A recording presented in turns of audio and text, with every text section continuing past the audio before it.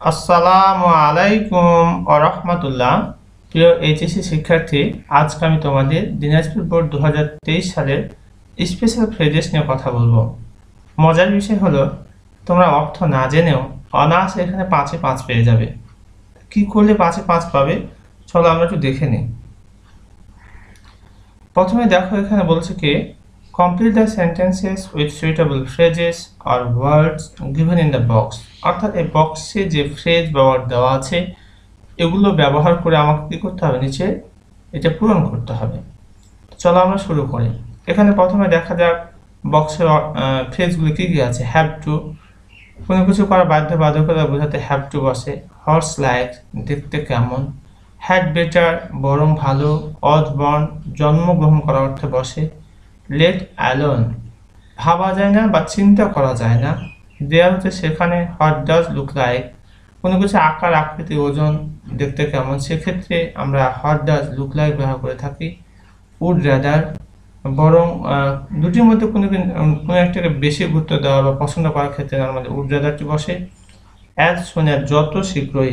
ইট হচ্ছে ইহা, বস্তুর ক্ষেত্রে বসে।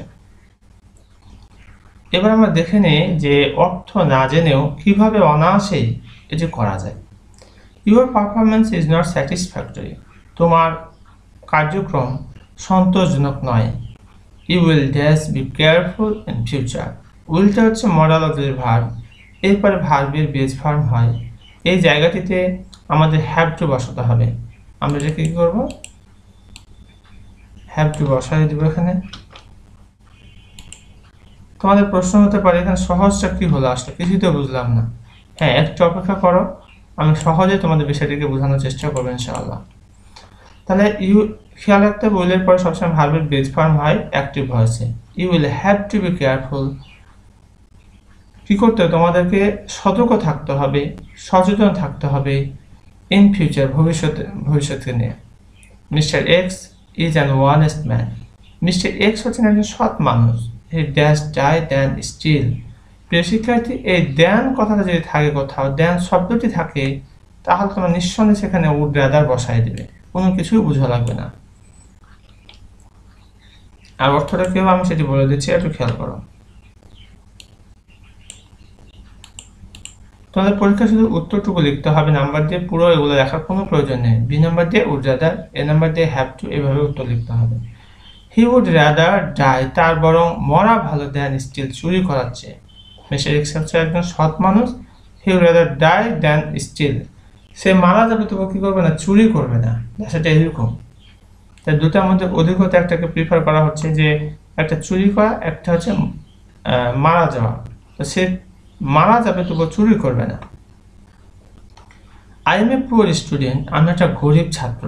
I can not buy my necessary books, আমি আমার প্রয়োজনীয় বইগুলো কিনতে পারি না। Dash I smart phone set, তো এখানে হবে লেট অ্যালোন। লেট অ্যালোন কোথায় বসে আমি সেটা বলছি, একটু মনোযোগ দিয়ে শোনো, তাহলে সহজেই পেরে যাবে। লেট অ্যালোনটা আমরা কোথায় বসাবো আসলে। লেট অ্যালোনের বাংলা অর্থ হচ্ছে ভাবা যায় না বা চিন্তা করা যায় না। প্রিয় শিক্ষার্থী দেখো, এখানে বলছে নেসেসারি বুকস, আর এখানে দেওয়া হয়েছে একটা স্মার্টফোন সেট। তবে নিঃসন্দেহে বুঝতে পারছো যে একটা স্মার্টফোনের দাম কিন্তু প্রায় 10-15 হাজার টাকা বা তারও বেশি।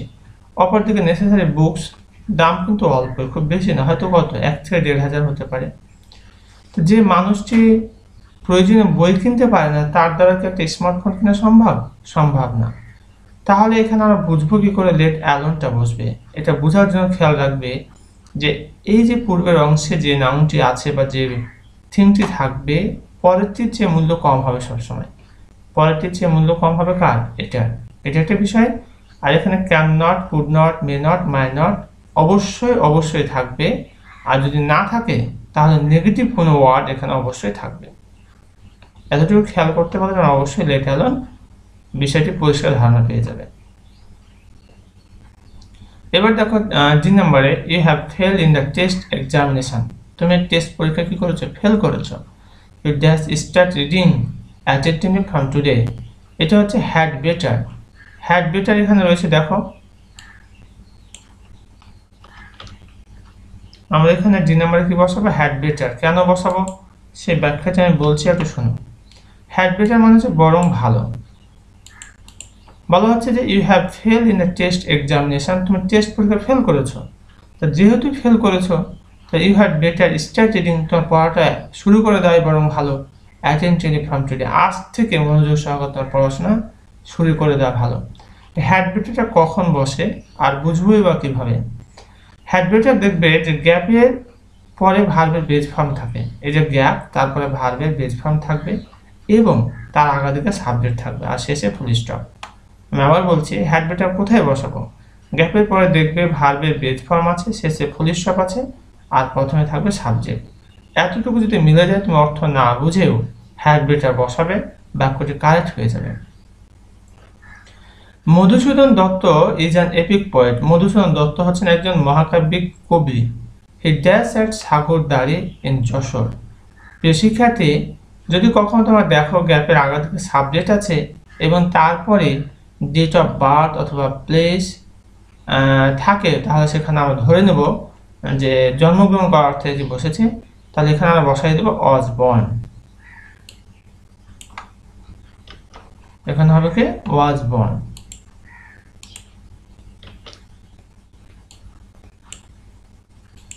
আমি আবার বলছি, ওয়াজ বর্নটা কোথায় বসাবো? গ্যাপের শুরুতে থাকবে সাবজেক্ট এবং পরে থাকবে ডেট থাকতে পারে, সাল থাকতে পারে অথবা স্থান থাকতে পারে। এমনটি যদি ফোকাস করে, তার নর্মালি আমরা সেটা ধরে নেব যে জন্মগ্রহণ করা বোঝাচ্ছে এবং সেই জায়গাতে ওয়াজ বর্ন বসাই দেব। I had a bad luck, আমার ভাগ্যটা ভালো ছিল না, খারাপ ছিল। Dash I reached the station the train left. এখানে বিষয়ে খেয়াল করব যে অ্যাজ সুন অ্যাজ কোথায় বসে, কখন বসে।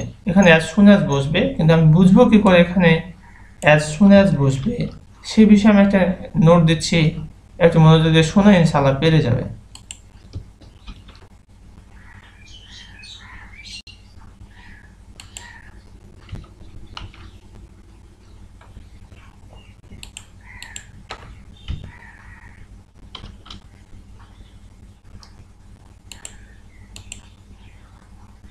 এখানে বসবে কি অ্যাজ সুন অ্যাজ।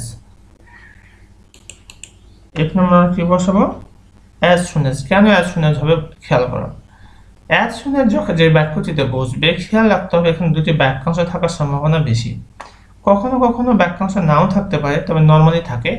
এবং যে বাক্যাংশ দুটি থাকে, যেমন এখানে এটা একটা বাক্যাংশ, অপরদিকে এটা একটা বাক্যাংশ, এই দুটি বাক্যাংশ অধিকাংশ ক্ষেত্রেই একই টেন্সে থাকে।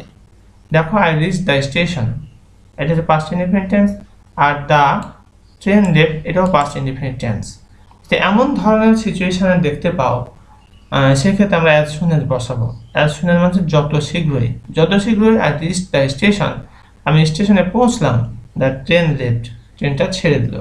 অর্থাৎ স্টেশনে পৌঁছতে দেখলাম আমি ট্রেনটা ছেড়ে চলে গেল। That's the bay of Bengal, that's the question mark দিয়েছে। My friend is going there for a visit tomorrow. My friend, আমার বন্ধু, ইজ গোয়িং দেয়ার, সেখানে যাচ্ছে, ফর এ ভিজিট টুমারো, সেখানে একটা ভ্রমণের জন্য সেখানে যাচ্ছে আমার বন্ধু আর কি। তো এখানে দেখো দুটি গ্যাপ রয়েছে।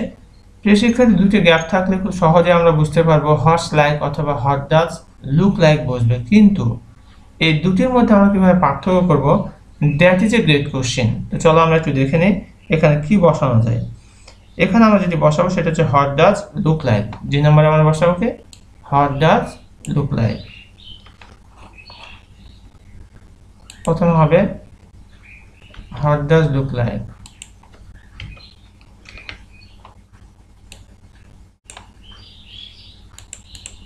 আর এখানে হবে লুক লাইক।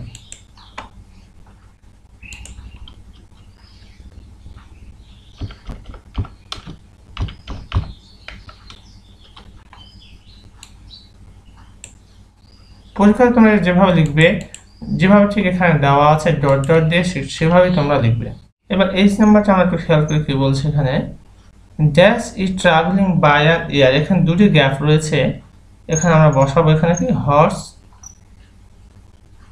এটা আমরা বসাই দেব।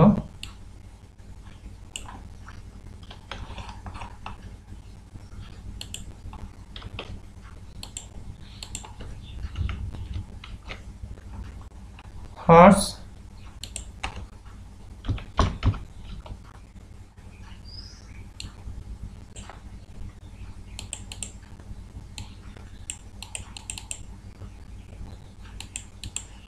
হর্স ইট লাইক, এটা বসায় দেব ট্রাভেলিং বাই অ্যান এয়ার।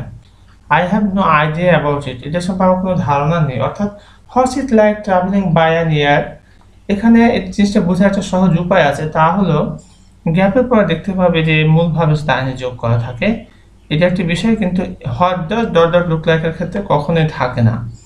এই একটা বিষয় কনসেপ্ট ধারণা থাকে, সেই জায়গা থেকে যেখানে গ্যাপের পরে ভার বনের সাথে আইন যুক্ত থাকবে সেখানে আমরা বসাবো horse dot dot look like, horse like. আর যেখানে থাকবে না গ্যাপের পরে ভার্বের সাথে আইএনজি, সেখানে আমরা কি বসাবো হোয়াট ডাজ লুক লাইক, এমনটি আমরা চিন্তা করবো আর কি। এটা একটা পয়েন্ট, সবটুকুই নয়, আর দুটি গ্যাপ অবশ্যই সেখানে থাকবে, এটা খেয়াল করবো। এবার আমরা দেখি আই নাম্বার। Recently I have visited the Sundarban, সাম্প্রতিক সময়ে আমি সুন্দরবন ভ্রমণ করেছি। Dash are tigers in it, এখানে আমরা বসাবো দেয়ার। আই নাম্বারে কি বসাবো আমরা, দেয়ার বসাই দেবো।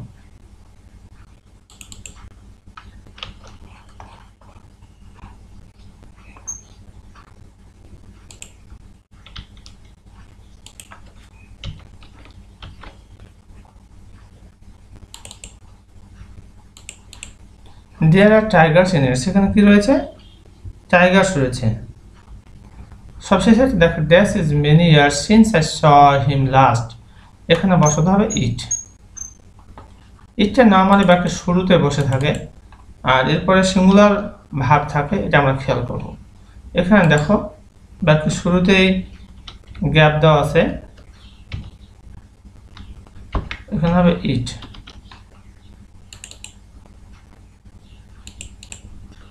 It is many years since I saw him last. Today I cannot recognize him. It is many years, অনেক বছর হয়ে গেল, since I saw him last, যখন আমি তাকে গততে দেখেছিলাম। Today I cannot recognize him, আজকে আমি তাকে চিনতে পারি না। প্রিয় শিক্ষার্থী, এই ছিল আমাদের দিনাজপুর বোর্ড 2023 সালের স্পেশাল ফ্রেজেস নিয়ে কথাবার্তা। আশা করছি তোমার বিষয়টি বুঝতে পেরেছো। এরপরও যদি তোমাদের কোনো পয়েন্টে বুঝতে সমস্যা হয় তাহলে কমেন্ট সেকশনে কমেন্ট করে জানিয়ে দাও। ইনশাআল্লাহ I will try my best to give you comment reply. এতক্ষণ পর্যন্ত সাথে থাকার জন্য অসংখ্য ধন্যবাদ। এখানে শেষ করছি। আসসালামু আলাইকুম ওয়া রাহমাতুল্লাহ।